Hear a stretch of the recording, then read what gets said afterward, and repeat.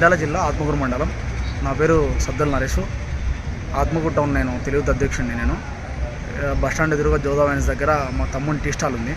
అక్కడ టీ తాగుదామని నేను వెళ్ళాను బైక్ పార్క్ చేసి. అంతలోపు పోలీస్ వాహనం వచ్చింది.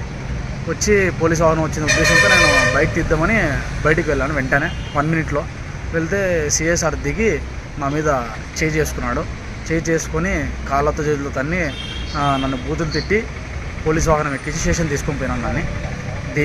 ఇది మొత్తం ఈ దృశ్యాలల్లో సీసీ ఫోటోలో రికార్డ్ అయినాయి. నన్ను ఏ రకంగా తన్నాడు తిట్టినాడు అనేది మొత్తం సీసీ ఫోటోలో రికార్డ్ అయింది. ఇది మొత్తం ఈ సీసీ ఫోటోజ్ ఆధారంగా చేసుకొని నన్ను పై అధికారులు చూసి నాకు ఏ విధంగా న్యాయం జరగాలని నేను కోరుతున్నాను. సిఐ రాము సార్పై కఠిన చర్యలు తీసుకోవాలి.